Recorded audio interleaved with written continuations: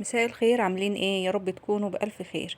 هنعمل النهاردة بقى فراخ العزومات، الفراخ المحشية والمشوية، وهنحل فيها كل المشاكل اللي بتقابلكم. ناس كتير بتشتكي من الفراخ المحشية ان هي بيطلع الرز معجن مش مفلفل، الفراخ نية مش مستوية، يا اما الرز مش مستوي. يعني مشاكل كتير كده بتقابلهم. النهاردة هنعملها بأسهل وأضمن وأنجح طريقة. هنحشيها وهنشويها، هنعملها كمان زي ما انتوا شايفين كده في صينية في الفرن. بجد رهيبة، هتنجح معاكم، والرز هيكون مفلفل والفرخة تطلع سليمة زي ما انتوا شايفينها وقمر كده. هتشرفك جدا في العزومات وهتنجح معاكي حتى لو انتي لسه أول مرة هتعمليها.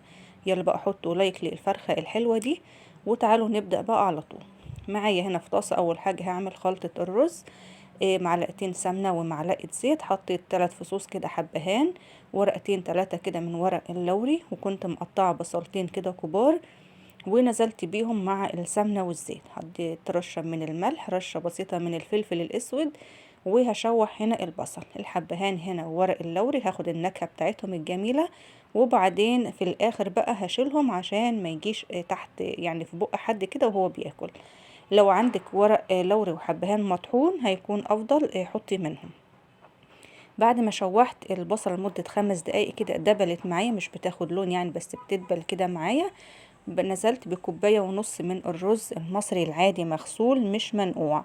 هنا الفرخة بتاخد كوباية من الرز، انا زودت شوية عشان هسوي حبة كده اقدمهم عليها. بعد كده عطيتها معلقة صغيرة من الكركم، رشة كده حلوة من بهارات الفراخ، ورشة برضو حلوة من الفلفل الأسود. وهنا في المرحلة دي هدي النار وشوحي الرز كويس في المادة الدهنية اللي انت حطاها، عشان خاطر الرز يكون مفلفل معاكي وما يعجنش منك بعد كده. ضفت هنا نص مكعب من مرقة الدجاج، لو مش حباه استغني عنه. وشوحي الرز شوية كمان، التشويحة دي بتخلي الرز كده يتغلف بالسمنة والزيت ويتشوح حلو كده معانا، فبالتالي بعد كده هيكون مفلفل مش معجن. بعد كده بضيف كوباية وربع من المية. انا حاطة كوباية ونص رز، هحط كوباية وربع من المية، ما تزوديش المية. وهنا هسوي الرز نص تسوية.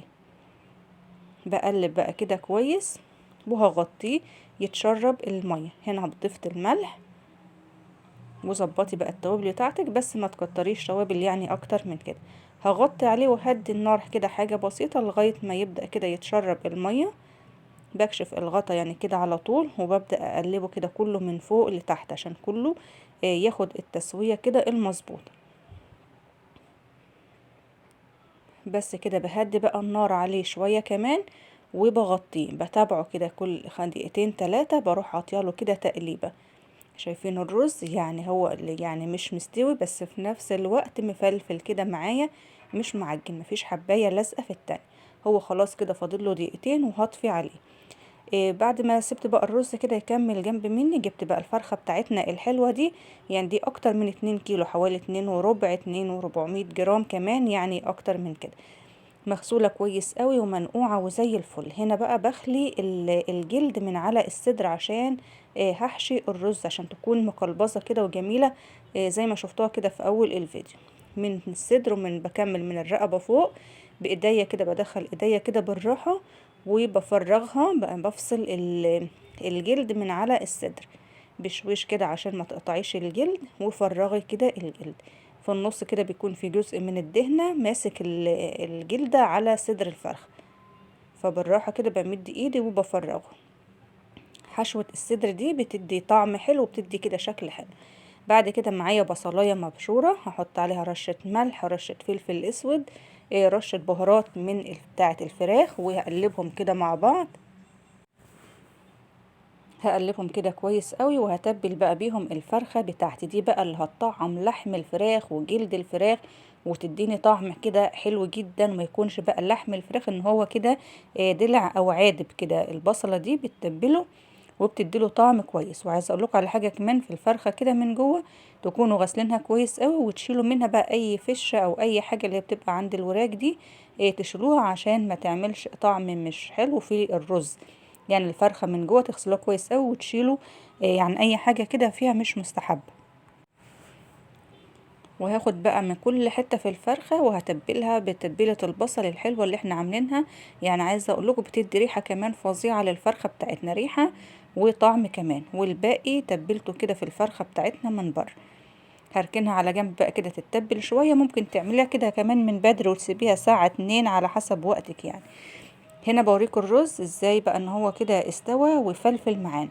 بفضيه بقى في الطبق. هنا استوى نص تسوية، وبعدين انا بفضيه كده في حاجة عشان يبرد. وانا بفضي بقى باخد بالي من الحبهان وورق اللوري ان انا اشيله. هنا الحبهان انا كنت عارفة حاطة 3 وحدات، فبشيلهم بتأكد ان انا طلعتهم كمان هما التلاتة. ادي كده التالتة اللي انا طلعتها. وورق اللوري بفضيه بقى في حاجة كده واسعة واسيبه يبرد. اوعي هتحشي الفراخ او حمام او اي حاجة بالرز وهو سخن، تلاقيها تفرقع منك على طول. على ما يبرد الرز هجهز الصينية بتاعتي اللي هحط فيها الفرخة. قطعت بصلتين كده طرنشات، وحدتين من الطماطم، 3 4 فصوص من الحبهان، ورقتين 3 كده من ورق اللوري، رشة ملح ورشة فلفل اسود. وخلطي كل ده كده مع بعضه، ودي اللي هتكون الفرشة او الارضية في الصينية تحت الفرخة اللي هنشوي عليها الفرخة بتاعتنا في الفرن. حابين تضيفوا خضار معاه براحتكم، بس تقطعوه يكون سميك شوية. بصوا بوريكم الرز. يعني عايز اقول لكم شوية رز والله طعمهم كده زي السكر كده، طعمه وريحته تحفة. بعد ما برد باخد بقى بحشي الاول صدر الفرخة. خدوا بالكم ان انا بحشي ازاي.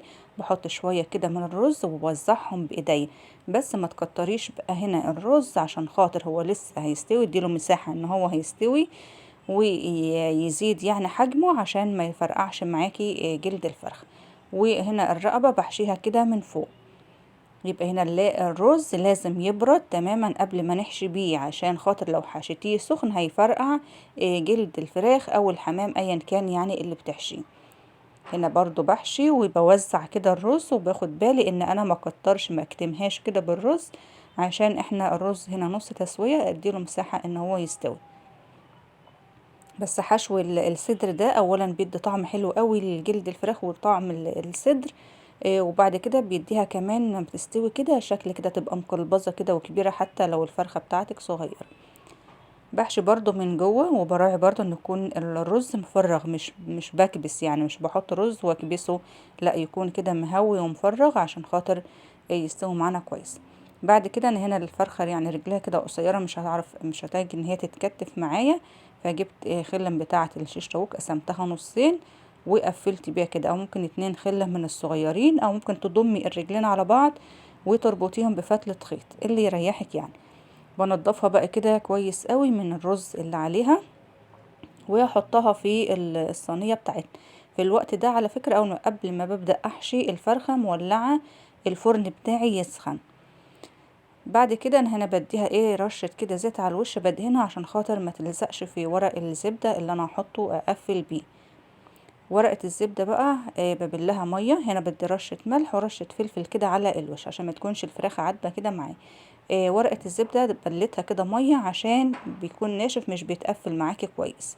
وعليها ورق فويل، وقفلي بقى كويس قوي، اكتميها ما تخليهاش يكون فيها اي منفس. ومش بحط اي مية خالص. الفرخة بتاعتنا بتستوي، الفرخة بتنزل مية والخضار بينزل مية. دخلتها الفرن على الصاجة من تحت لمدة ساعة ونص او ساعة وربع على حسب حجم الفرخة بتاعتك. بعد كده فتحتها وشفتها لقيتها ان هي استوت.